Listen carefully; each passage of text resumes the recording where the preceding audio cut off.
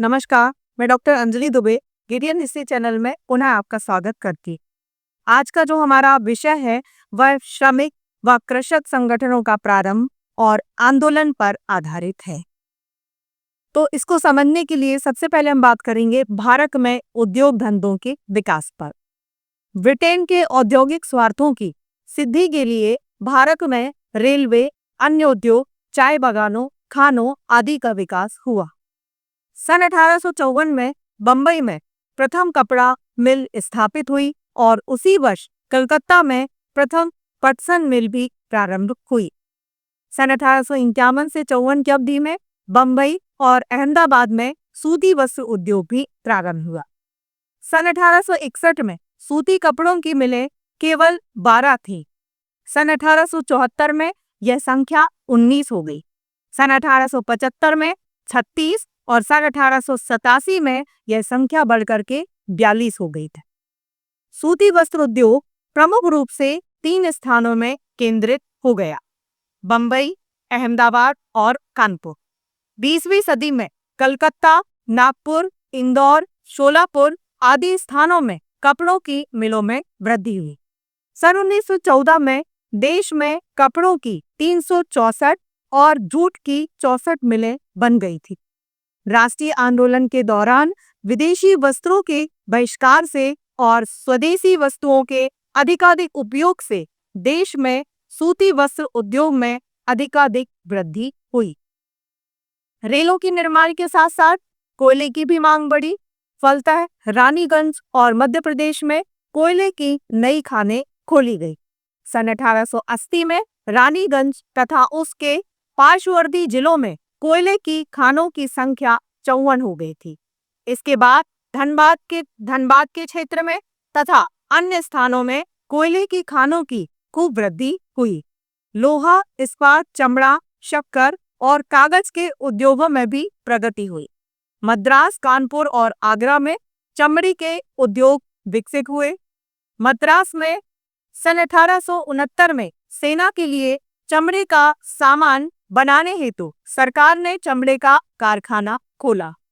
सन 1913 में टाटानगर में लोहे और इस्पात का कारखाना भी खोला गया। प्रथम विश्व युद्ध के दौरान युद्ध की विभिन्न आवश्यकताओं की पूर्ति के लिए चाय बागानों, कोयला खानों, कपड़ा मिलों, लोहे के कारखानों आदि विभिन्न उद्योग धंधों का विकास हुआ था।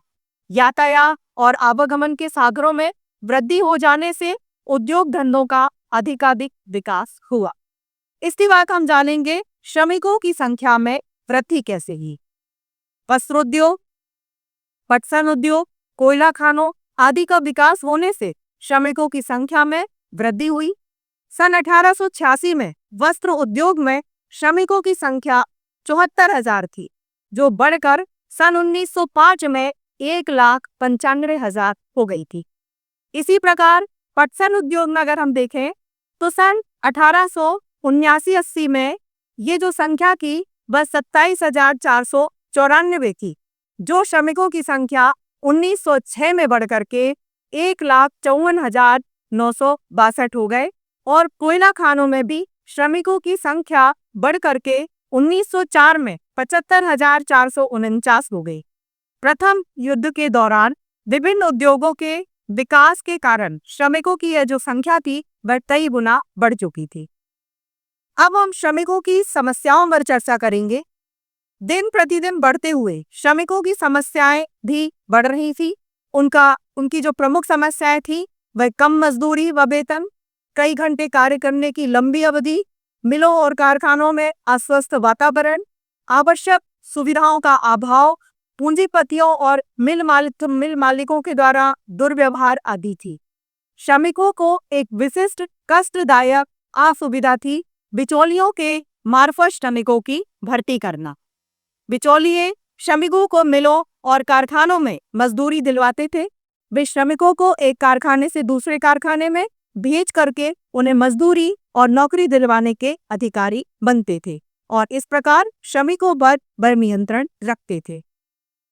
जब भी मिल या कारखानों से वेतन या मजदूरी विलंब से प्राप्त होती थी, तब ये बिचौलिए श्रमिकों को ब्याज पर रुपए उधार देकर के श्रमिकों पर अपना नियंत्रण और भी अधिक दृढ़ कर लेते थे।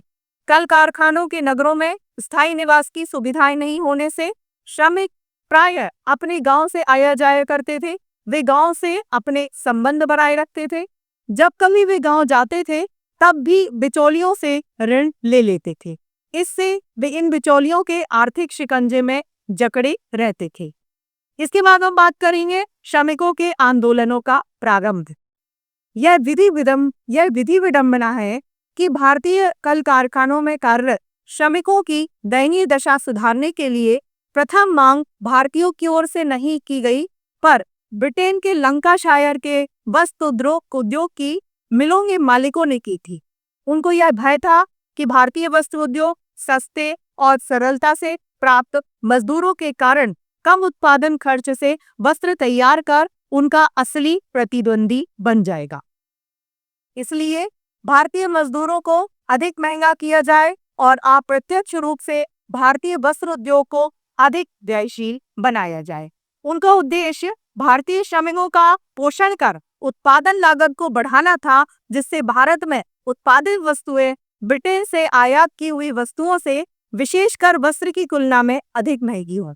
फलतः लंकाशायर के कपड़ा कारखानों के मालिकों ने ब्रिटिश सरकार के द्वारा यह मांग की कि भारतीय कारखानों में कार्यरत श्रमिकों की दशाओं का अध्ययन करने के लिए एक आयोग गठित किया जाए। फलतः प्रथम आयोग सन 1875 में नियुक्त किया गया। इसकी रिपोर्ट के आधार पर भारत में पहली बार श्रमिकों की दशा सुधारने के लिए कोई कानून बनाया गया।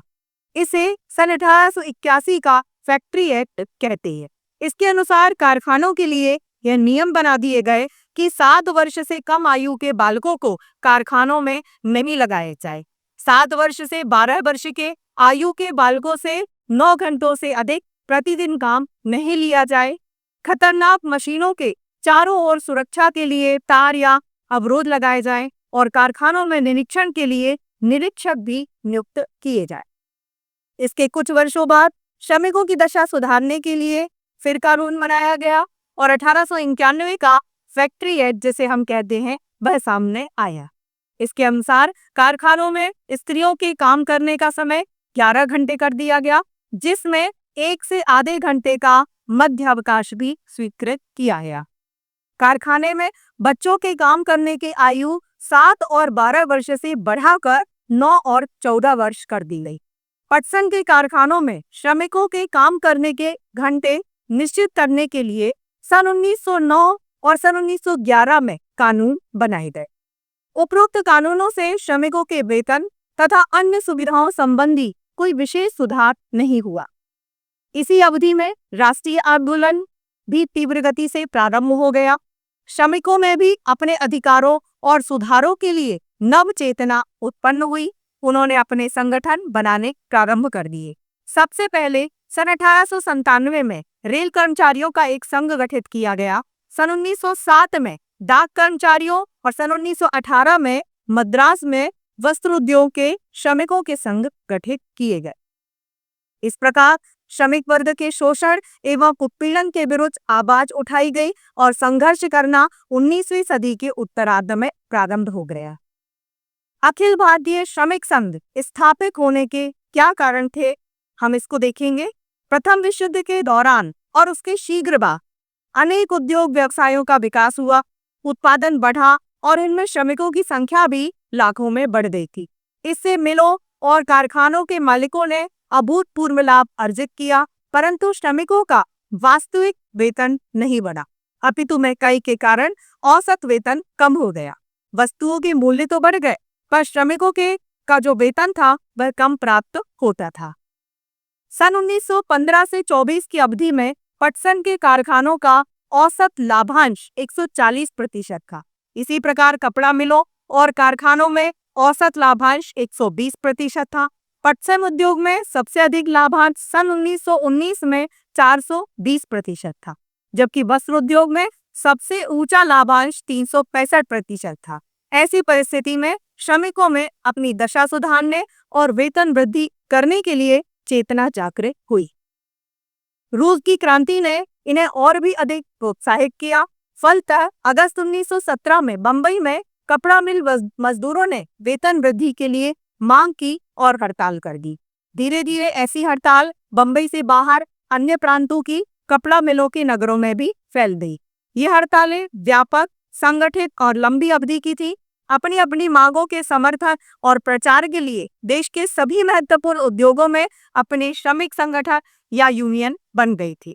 लेकिन कल कारखानों में युद्धोपरांत लाभ की स्थिति शीघ्र ही समाप्त हो गई और सन 1921 से 22 के पश्चात तो श्रमिकों को अपनी मांगों को मनवाने में कठिनाई अनुभव हुई। इसीलिए विभिन्न श्रमिक आंदोलनों को एक सूत्र में बांधकर उनमें परस्पर सामंजस्य स्थापित कर श्रमिक आंदोलन के विकास के लिए एक केंद्रीय संगठन की आवश्यकता महसूस की गई। रूस की समाजवादी क्रांति ने श्रमिक वर्ग को उसके आंदोलन के लिए अत्यधिक प्रेरित किया था। रूस की अक्टूबर क्रांति के परिणाम स्वरूप अंतरराष्ट्रीय साम्यवादी संघ का गठन हुआ, जिससे विश्व के श्रमिकों से आह्वान किया कि उद्योगपतियों और उनके उद्योगों से वंचित कर दो और श्रमिकों व कृषकों की क्रांति लाओ। इससे भारतीय श्रमिक अत्यधिक प्रभावित हुए थे। प्रथम विश्व युद्ध के बाद राष्ट्रसंघ और अंतरराष्ट्रीय श्रम संगठन भी स्थापित हुए। इससे श्रमिकों की समस्याओं को अंतरराष्ट्रीय भूमिका प्राप्त हो गई। विभिन्न भारतीय श्रमिक संगठन भी इस अंतरराष्ट्रीय संगठन में अपना प्रतिनिधित्व चाहते थे। इसी बीच राष्ट्रीय मंच पर महात्मा गांधी का आगमन हुआ और उन्होंने अपने आंदोलनों में श्रमिकों तथा कृषकों को भी सम्मिलित कर लिया। अब राष्ट्रीय नेताओं ने यह अनुभव किया कि श्रमिकों को राष्ट्रीय श्रमिक संघ में संगठित किया जाए और उन्हें राष्ट्रीय आंदोलन में सम्मिलित किया जाए। यो श्रमिक वर्ग राजनीतिक आंदोलन में पहले से ही सक्रिय हो चुके थे। 22 जुलाई 1908 को तिलक को दिए गए 6 वर्ष के कारावास के दंड के विरुद्ध बंबई के श्रमिकों ने देश प्रेमियों के साथ हड़ताल की थी। यह उनकी राजनीतिक हड़ताल थी और उन्होंने ब्रिटिश सेना के साथ बंबई की सड़कों में भी संघर्ष किया था। श्रमजीवियों का यह संघर्ष स्वाधीनता आंदोलन में एक गौरवमय अध्याय था। इसी प्रकार बंग भंग आंदोलन के दौरान भी कलकत्ता में श्रमिकों ने सक्रिय भाग लिया था। दक्षिण में मद्रास श्रमिक संघ ने वीपी वाडिया के नेतृत्व में हड़ताल की थी। सन 1919 से 21 के दौरान श्रमिकों की विभिन्न सफल हड़तालें भी हुई थी। हम बात कर रहे हैं all India trade union Congress की स्थापना पर। उपरोक्त वर्णित परिस्थितियों के कारण 31 अक्टूबर 1920 को अखिल भारतीय ट्रेड यूनियन कांग्रेस की स्थापना की गई। यह संस्था राष्ट्रीय कांग्रेस के प्रभाव में रही थी। सन 1920 में राष्ट्रीय कांग्रेस के अध्यक्ष लाला लाजपत राय ही इस ट्रेड यूनियन कांग्रेस के अध्यक्ष भी रहे। इसके बाद अन्य राष्ट्रीय नेताओं ने भी इसको अपना नेतृत्व प्रदान किया। CR दास, VV गिरी, सरोजनी नायडू, जवाहरलाल नेहरू, सुभाष चंद्र बोस जैसे नेता इसके अध्यक्ष रहे थे। अंतर्राष्ट्रीय श्रम संगठन ने इस संस्था को मान्यता भी दे दी। फलतः अनेक श्रमिक संगठन इस संस्था से संबंधित हो गए। 1929 तक 51 श्रम संगठन इससे संबंधित हो गए और इनके सदस्यों की संख्या बढ़ करके 1,90,000 हो गई। All India trade union Congress प्रारंभ में नरम दलीय नेता SM जोशी के प्रभाव में रही। ऐसे लोगों की धारणा थी कि श्रमिक संगठनों की राजनीतिक गतिविधियां केवल श्रमिकों की आर्थिक दशा को सुधारने से आगे नहीं जाना चाहिए। इसके विपरीत इसमें नवीन साम्यवादी विचारधारा के लोग भी थे जो पूंजीवाद और साम्राज्यवाद को समाप्त कर देना चाहते थे। इन विचारधाराओं के कारण यह अखिल भारतीय ट्रेड यूनियन कांग्रेस 2 गुटों में विभक्त हो गई। एक सुधारवादी गुट या जेनेवा एम्स्टर्डम गुट और दूसरा क्रांतिकारी गुट, इसे मास्को गुट भी कहते थे। सुधारवादी गुट चाहता था कि all India trade union Congress को अंतरराष्ट्रीय फेडरेशन ऑफ ट्रेड यूनियन से, जिसका कार्यकाल यूरोप में एम्स्टर्डम में था, संबंध कर लिया जाए। दूसरा गुट इसे लाल अंतरराष्ट्रीय श्रमिक संघ से, जिसकी गतिविधियां रूस में मास्को से संचालित होती थी, उससे संबंधित करना चाहता था। साम्यवादी विचारधारा से प्रभावित इस दूसरे गुट का प्रभाव अधिक रहा। साम्यवादी सोवियत संघ की प्रगति, देश की बिगड़ती आर्थिक स्थिति, बढ़ता हुआ साम्राज्यवादी शोषण, श्रमिकों, कृषकों के आंदोलनों तथा कम्युनिस्ट आंदोलन की वृद्धि, युगों में विभिन्न आंदोलनों के उदय आदि का all India trade union Congress पर प्रभाव पड़ा और उसमें समाजवादी गरण दल का भी उदय हुआ। इसके नेता जवाहरलाल नेहरू और सुभाष चंद्र बोस थे। सन 1927 में नेहरू जी ने पराधीन देशों की ब्रुसेल्स कांग्रेस में इस all Indian trade union Congress का प्रतिनिधित्व किया।